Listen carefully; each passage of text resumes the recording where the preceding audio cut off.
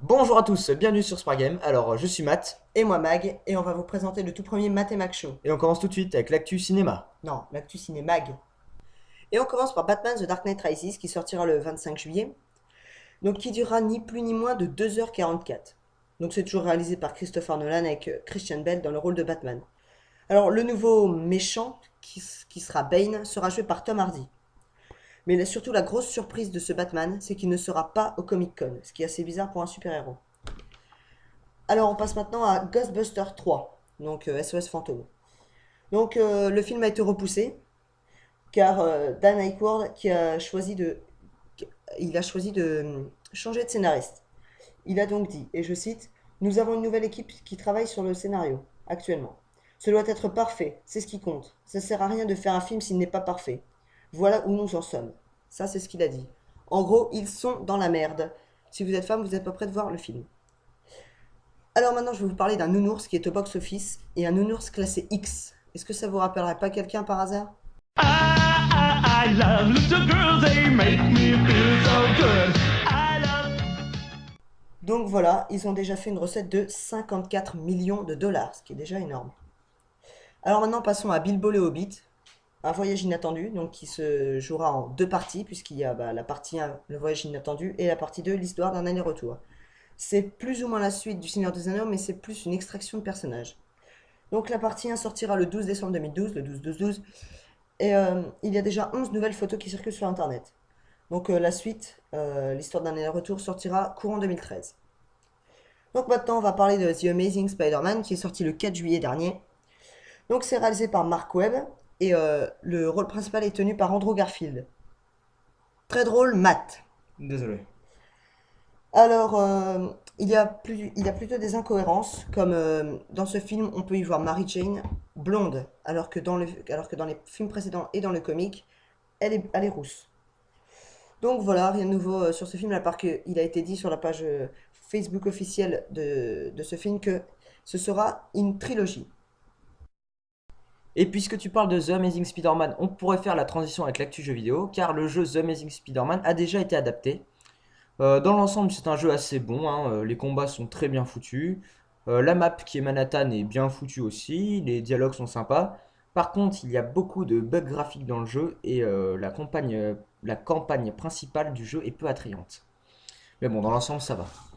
On continue avec GTA V, qui est très attendu, mais malheureusement pour les fans, la sortie du jeu est repoussée en 2013. On continue avec Nintendo. Alors, on a plusieurs infos pour Nintendo. Déjà, les prix de la Wii U seraient tombés. Mais bon, ils peuvent varier en fonction du temps, donc rien n'est sûr. 400 € la console et 70 € les jeux. Ah, ça fait un petit peu chier. Ils vont aussi sortir la 3DS XL pour un petit peu plus de thunes. Et une info un petit peu plus importante, pour la sortie du jeu, donc Pokémon Noir 2 et Blanc 2, qui sortira le 12 octobre prochain. Nintendo organise un tournoi qui se déroulera en août à Hawaï où des joueurs de Pokémon du monde entier pourront s'affronter et les vainqueurs de ce tournoi gagneront leur place dans le jeu en tant que champions. Ça peut être sympa, hein, mais bon, faudrait pas que les champions s'appellent Max Larakaï du 36 ou Kevin le Kikou du 58. Enfin voilà. Et maintenant, c'est la critique Cinémag.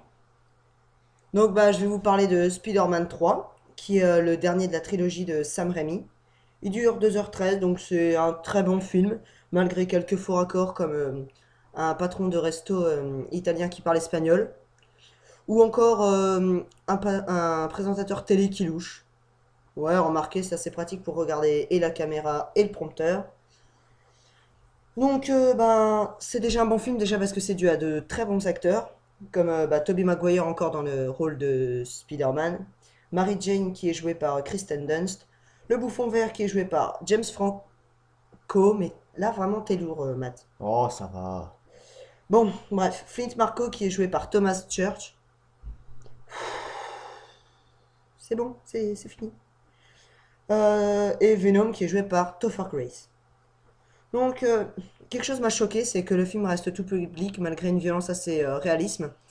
d'un film qui est assez bien réalisé. Comme la scène de fin où Harry meurt et, euh, et où Spider-Man se fait passer à tabac par l'homme sable. Donc bah, c'est d'ailleurs le film révélation par rapport à l'histoire de Spider-Man, puisque c'est là qu'on apprend la vérité sur tout, même sur la mort de l'oncle Ben. Ouais, Bon, celle-là aussi. J'avoue, celle-là, elle était bonne. ouais, t'as vu? Mais on s'arrête maintenant. Donc, donc ça n'a rien à voir avec The Amazing Spider-Man, donc c'est pas la suite, même si c'est réalisé par Mark Webb. Webb, toile, Webb. Et moi, je suis lourd. Bref, bon, bah c'est la fin de cette critique cinémag. Voilà, ceci étant dit, je vous propose de passer à la partie critique jeux vidéo. Et aujourd'hui, je m'attaque à Diablo 3. Alors, si vous connaissez pas Diablo 3, vous en avez forcément entendu parler. Il y a eu de la pub de partout, beaucoup de youtubeurs célèbres en ont parlé, même ceux qui n'étaient pas habitués à parler de jeux vidéo. Enfin bref, je vais peut-être rien vous apprendre de nouveau, mais en tout cas, c'est à mon tour de m'éclater. Alors, si vous connaissez pas Diablo, donc c'est un jeu de hack and slash qui est sorti sur PC, mais qui va sans doute sortir sur PS3, Xbox 360. Enfin bon, ça doit être 10 fois plus maniable au clavier et à la souris, mais voilà. L'histoire du jeu, c'est la fin du monde, tout simplement, hein. Vous devez sauver la planète sanctuaire des démons qui veulent y foutre la merde. Le scénario, au passage, est super bien trouvé. Je peux pas comparer au 1 et au 2 puisque j'y ai pas joué, mais franchement, il est top. Le principal atout de ce jeu, c'est ses graphismes. Ils sont vraiment super beaux. Y a rien à dire, c'est du plaisir pour les yeux. Le gameplay est très très très facile. C'est un jeu qui se prend super facilement en main. Et si vous vous dites, ah, j'hésite à acheter Diablo 3, j'ai ni joué au 1 ni joué au 2. Bah, moi non plus, j'avais ni joué au 1 ni joué au 2 et ça pose aucun problème. Même au niveau du scénario, on comprend super facilement. Donc c'est un jeu sur lequel vous pourrez passer des heures, franchement, que ce soit en solo ou avec le mode multijoueur qui est vraiment sympa parce que vous pouvez aller jusqu'à 4 pour aller faire les quêtes. Enfin bon, bref, voilà, Diablo 3, c'est du pur bonheur. Mais il a aussi des défauts, hein, parce que bah ouais, un jeu que avec des qualités, ça n'existe pas. Donc pour ses défauts, déjà, c'est qu'il coûte assez cher, hein, ça va être environ 60 euros. Mais bon, franchement, ça les vaut largement. C'est aussi, comme j'ai dit tout à l'heure, un jeu beau, et qui dit jeu beau dit jeu gros. Bon, ça c'est nul à chier, mais en gros, le jeu ne peut pas tourner sur n'importe quoi. Il faut vraiment que votre PC tienne la route. D'ailleurs, le lag a posé des problèmes à pas mal de joueurs, surtout moi. Bon, on continue donc pour les défauts. Vous êtes obligé de jouer en ligne. C'est-à-dire que même en mode solo, si vous voulez XP votre perso en faisant chier personne, vous êtes obligé de vous connecter à un compte battle.net et donc du coup d'avoir accès à Internet. C'est un petit peu dommage pour un jeu de PC, mais bon, tant pis. Aussi, le jeu n'est pas très très long, mais je dirais que ça se rattrape parce qu'une fois que vous avez fini le jeu en normal, vous pouvez le rejouer avec votre main perso avec des niveaux de difficulté plus élevés. Donc il y a le mode normal, cauchemar, enfer, Armageddon, et là vous en avez pour longtemps. Et aussi, je peux pas vraiment dire parce que, comme j'ai dit tout à l'heure, j'ai ni joué au 1 et ni joué au 2, mais apparemment les classes de personnages seraient moins maniables, moins modelables que dans les deux autres volets. Enfin bon, dans l'ensemble, pour ma part, je trouve que Diablo 3 est un excellent jeu. Si vous avez envie de passer des heures sur un jeu, c'est là-dessus. N'hésitez pas à l'acheter si vous avez de la thune, franchement, ça vaut le coup.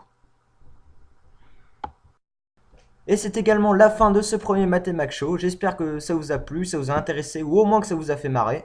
Donc on se donne rendez-vous au prochain numéro, au prochain Playthrough, ou même sur notre page Facebook. Eh ben merci Mag, merci tout le monde et à la prochaine. Merci Matt, à la prochaine.